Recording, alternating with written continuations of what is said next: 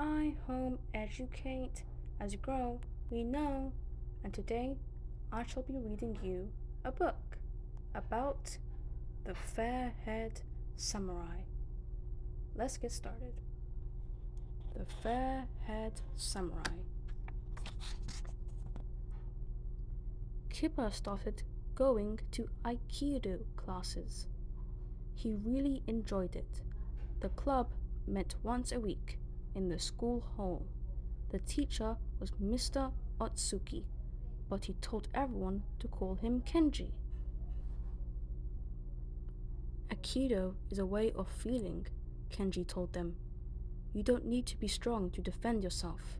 Instead, you learn to turn other people's strengths against them. Aikido shows you that strength comes from inside you. Kenji taught the class to fall safely without hurting themselves. At first, it was quite hard to do, but soon everyone could do a forward roll and land easily. As the weeks went by, the children got better and better at landing and rolling. Kenji began to teach the class to do simple moves against a partner. The moves had Japanese names. Kipper learned to grab his partner's arm and pull it back. He turned his body at the same time, and his partner fell to the floor.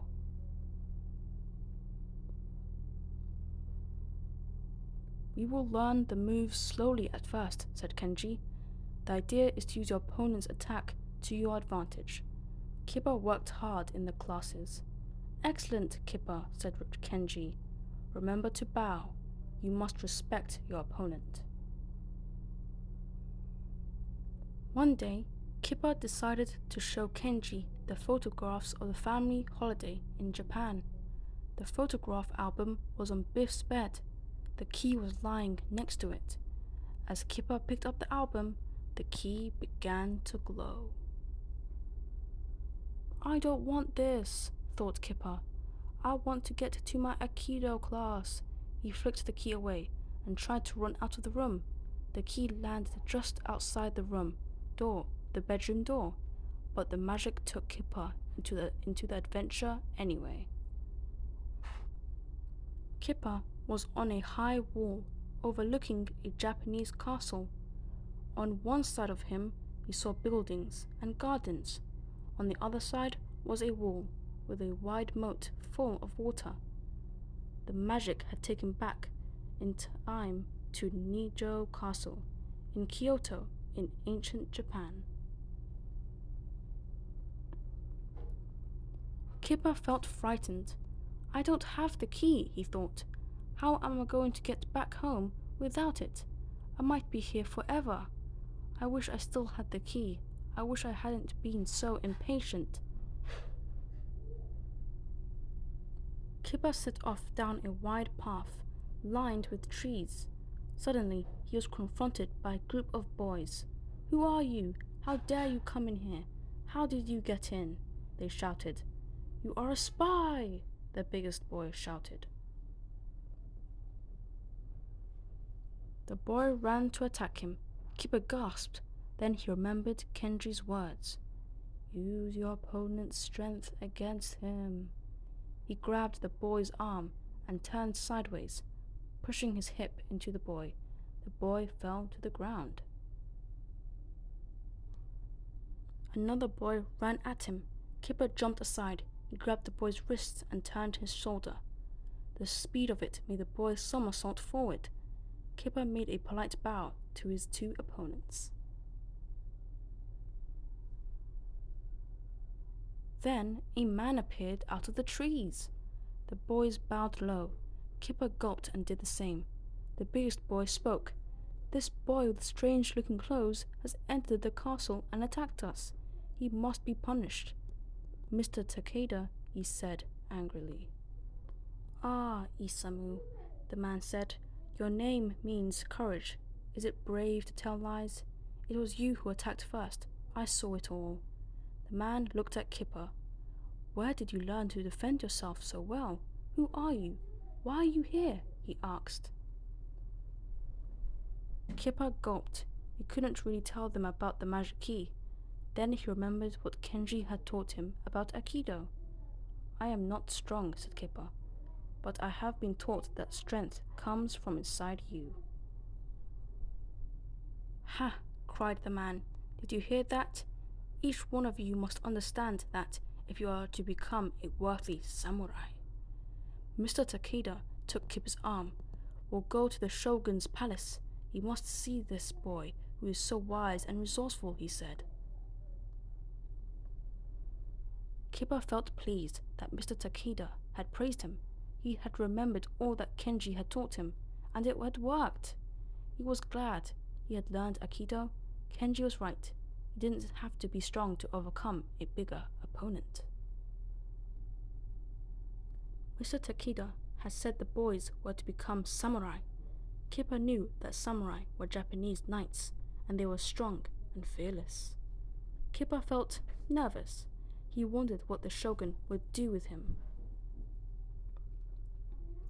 Bow low when you meet the shogun, and do not speak unless you are spoken to, Mr. Takeda said sternly. Mr. Takeda told the shogun what he had seen. The shogun looked at Kipper and commanded him to come closer. To Kipper's surprise, the shogun laughed. So this fair-haired boy is clever enough to enter the castle, throw my two biggest sons, and is wise enough to impress you, Takeda. We must train him to be a samurai. It will please me to have a fair-haired samurai, the shogun went on. He looked at Kipper. The training is hard. It will take many years. It will test you to your limits. Do not fail, or it will be the worse for you. Kipper's heart sank. At once, Kipper was sent to join the other boys. This is terrible, he thought. He struggled to carry a large stone and place it on a wall. He had to race another boy to see who could get all the stones on the wall first. The training went all day. Kipper had to leapfrog over the biggest boy. The boy was too tall, and Kipper fell to the ground. He had to try again and again. I don't want to be a samurai, thought Kipper. This is a lot harder than Aikido. At last, it was supper time. Kipper was glad he knew how to use chopsticks. The biggest boy asked where he had learned to defend himself. Have you heard of Aikido? Asked Kipper. The boys shook their heads. They had never heard of it. After supper, it was bedtime. Kipper was given a sleeping mat and a pillow made from a block of wood. He lay with the boys in a large room, and they all fell asleep at once. I may be here for the rest of my life, he thought miserably. At home, Floppy liked to sneak upstairs when no one was looking. He saw the key flashing faintly. He picked it up in his drawers and ran into Biff's room. As he did so, the key glowed, and he was whisked through the door of the little house. Dogs don't have magic adventures by themselves, do they? Thought Floppy, but by now he was in the grounds of Nijo Castle. Floppy did what all dogs do. He began to sniff at the strange new smells. Then he picked up a scent he knew. Kipper couldn't sleep. He felt frightened and unhappy. This was the worst adventure he had been on. He was afraid he would never go home. A tear ran down his cheek and fell onto his wooden pillow. Then he felt a wet nose pressed into his neck. It was Floppy, holding the key firmly in his drawers. Kipper had to stop himself from shouting out loud. "Floppy, you good dog," he whispered. "How did you know how to find me?" The key began to glow. Back in Biff's room, Kipper put the key back on Biff's bed and patted Floppy on the head. "I'm glad that adventure is over," he said. "I don't think I would have been a very good samurai warrior. I'd rather go to Aikido classes." Dad called from downstairs. "Hurry up, Kipper. You're going to be late for your Aikido class." Kipper picked up the photograph album. and then put it down again. He had something else to show Kenji. Before the Aikido class began, Kipper showed Kenji something. It looks like a very tiny wooden pillow. Wherever did you get it? Asked Kenji. Kipper gave a little smile. Ah, I got it in Japan, he said. The end. And that was the story of the fair-haired samurai. Anyway, it's I home educate. As you grow, we know.